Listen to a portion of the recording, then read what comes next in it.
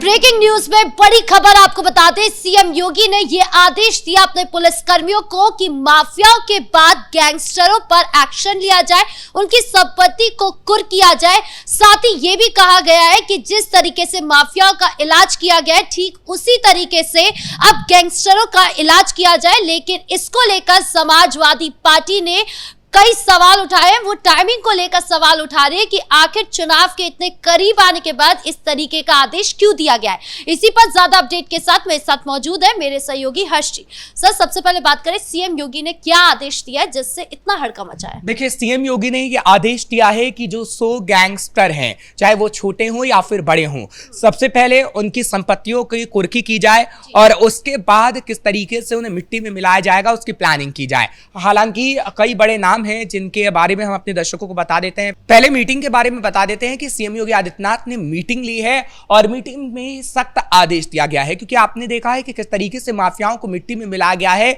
लेकिन उत्तर प्रदेश में अभी भी कुछ ऐसे गैंगस्टर हैं जिनका सफाया बेहद जरूरी है और योगी आदित्यनाथ की तरफ से आदेश दिए गए हैं। कुछ नाम है, गैंगस्टर मथुरा से मुकेश तोमर है, उसके 97 लाख की संपत्ति को कुर्क किया गया है। और आगे अगर बताएं तो गाजियाबाद का गैंगस्टर दयाशंकर है, उसकी 1 करोड़ की संपत्ति को कुर्क किया गया योगी के आदेश के बाद। राजीव चौहान, नाजिया अख्तर, देखिए लखनऊ, वाराणसी, गाजीपुर, आजमगढ़, कानपुर और कन्नौज, यहां पर आदेश दिए गए हैं और शाम आते आते यहां पर भी जो गैंगस्टर हैं उनकी संपत्ति को कुर्क किया जाएगा। दरअसल मुख्तार अंसारी से लेकर अतीक अहमद, आपने देखा कि उनका क्या हाल हुआ। कोई पुलिस कस्टडी में तो किसी की मौत हो गई, तो किसी को योगी आदित्यनाथ ने मिट्टी में मिलाने का काम किया है। लेकिन योगी आदित्यनाथ की तरफ से प्लानिंग बनाई गई है कि 2027 तक तमाम गैंगस्टरों का सफाया होना चाहिए, क्योंकि 2017 में योगी की सरकार बनी, उसके बाद 2022 में योगी आदित्यनाथ की सरकार बनी और विपक्ष की तरफ से सवाल किया जा रहा है कि अभी उत्तर प्रदेश में अपराध क्यों हैं। लेकिन उत्तर प्रदेश में अपराध में बहुत कमी आई है। लेकिन अब अगर बात करें तो पूरी तरीके से तमाम गैंगस्टरों को मिट्टी में मिलाने का काम योगी आदित्यनाथ करेंगे। अगर मथुरा के गैंगस्टर मुकेश तोमर की बात करें तो मुकेश तोमर एक बड़ा गैंगस्टर है, हालांकि और उसको लेकर हमने देखा है कि कैसे करीबियों की गिरफ्तारी हुई, उस पर पुलिस के डंडे चले हैं। लेकिन अब उसकी संपत्ति की कुर्की की जा रही है। इसी तरह अगर बात गाजियाबाद की करें, जो दयाशंकर की हमने जिक्र किया है कि 1 करोड़ की संपत्ति उसकी कुर्की की गई है, अब ये कहा जा रहा है कि 2 करोड़ की और संपत्ति है जिसकी कुर्की की जानी है। तो योगी आदित्यनाथ ना तो माफियाओं को छोड़ेंगे और ना ही गैंगस्टरों को छोड़ने वाले हैं, क्योंकि गैंगस्टर की संपत्ति जिस तरीके से अब कुर्क करने का आदेश दिया गया है, कई और नाम हैं जिसको लेकर योगी आदित्यनाथ की तरफ से पूरी मीटिंग की गई और पुलिस को आदेश दिया गया है कि जल्द से जल्द इनकी संपत्तियों की कुर्की की जाए। अच्छा, कल हमने देखा था कि मुख्तार अंसारी जो है उनकी संपत्ति को लेकर उस पर एक्शन हुआ था, मतलब उस पर बिल्डिंग बनाई गई जिसको गरीबों को सौंप दिया गया, उसकी चाबी दे दी गई कल। इसी तरीके से क्या इन गैंगस्टरों के साथ भी होगा? उनकी संपत्ति पर गरीबों के लिए मकान और दुकान बनाई जाएगी? बिल्कुल, देखिए योगी आदित्यनाथ की बात करें तो योगी आदित्यनाथ ने कल ही जब वो आवास को आवंटित कर रहे थे तब उन्होंने कहा कि कैसे माफिया राज को हमने खत्म करने का काम किया है। और यहाँ पर कहा, जहां हम जिक्र कर रहे हैं लखनऊ, वाराणसी, गाजीपुर, आजमगढ़, कानपुर और कन्नौज, जहां पर इन संपत्तियों की जब कुर्की हो रही है गैंगस्टरों की, चाहे फिर मुकेश तोमर की बात हो या फिर गैंगस्टर दयाशंकर की बात हो, राजीव चौहान की बात हो या नाजिया अख्तर की बात हो, उनकी संपत्ति को पहले कुर्क किया जाएगा, उसके बाद गरीबों के लिए वहां पर आवास बनाए जाएंगे। हालांकि ये बात कल ही सीएम योगी आदित्यनाथ की तरफ से की गई थी, लेकिन अभी जो संपत्तियों को कुर्की हो रही है उसकी खबर हम बता रहे हैं, क्योंकि आपने सही कहा कि मुख्तार अंसारी की जो जमीन कुर्की की गई थी वहां पर किस तरीके से गरीबों को आवास दिए गए हैं। और कल योगी आदित्यनाथ का बड़ा बयान भी सामने आया कि उनकी तरफ से कहा गया कि हमारी सरकार आई तो किस तरीके से हमने उन्हें मिट्टी में मिलाने का काम किया और उन पर कड़ी कार्रवाई की है, जो समाजवादी पार्टी की सरकार में नहीं होता है। समाजवादी पार्टी को लेकिन इस सारे जो एक्शन हो रहे हैं उससे काफी ज्यादा परेशानी हो रही है। वो कह रहे हैं कि टाइमिंग बहुत ज्यादा बुरी है, आप जब चुनाव करीब आ रहा है तब आप इस तरीके का फैसला ले रहे हैं जानबूझकर, ताकि जनता को लुभाया जा सके। बिल्कुल, क्योंकि समाजवादी पार्टी की अगर बात करें तो इस वक्त जियाउर रहमान बर्क का भी बयान सामने आ चुका है और अगर बात विधायक की करें इकबाल महमूद का, तो उनका भी बयान सामने आया और वो यही कह रहे हैं कि जैसे जैसे चुनावों की घड़ी नजदीक आ रही है वैसे वैसे योगी आदित्यनाथ की तरफ से ऐसे प्लान बनाए जा रहे हैं ताकि लोगों को परेशान किया जाए, ये उनकी तरफ से कहना है। और ये भी कहा गया है कि जो टाइमिंग होती है वो खासतौर पर सवाल उठाती है कि जब 2027 नजदीक है तो उससे पहले ही ये कार्रवाई क्यों की जा रही है।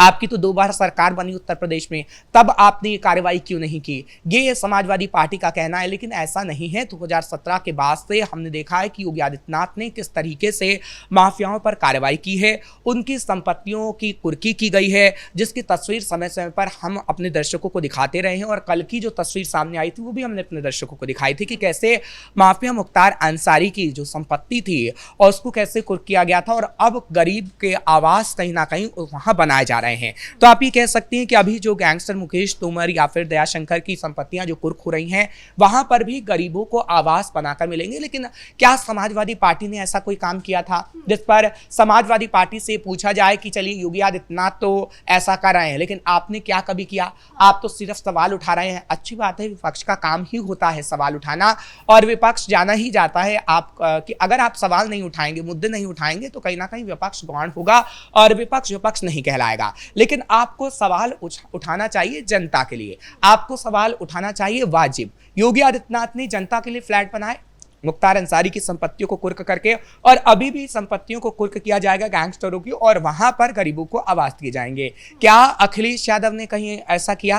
क्या अखिलेश यादव के बारे में आपने सुना है कि अखिलेश यादव ने किसी ऐसे कट्टरपंथी या किसी माफिया की संपत्ति की कुर्की की हो और वहां पर आवास बनाए गए हों? बल्कि उन्होंने तो माफिया को संरक्षण दिया कि आप जाइए, आप जहां पे भी अतिक्रमण करना चाहते हैं वहां पर करिए, खुली छूट है। बिल्कुल, देखिए एग्जाम्पल चौकी रजा है ना हमारे सामने। अगर ऐसा नहीं होता तो अखिलेश यादव विपक्ष में रहते भी ऐसी बात ना करते। चलिए, आपने सत्ता पक्ष में रहते तो किया ही किया, लेकिन आप विपक्ष में हैं, आपको एग्जाम्पल सेट करना चाहिए कि अगर हम विपक्ष में हैं तो जनता की बात करेंगे, लेकिन आप मौलाना तौकी रजा की बात करते हैं।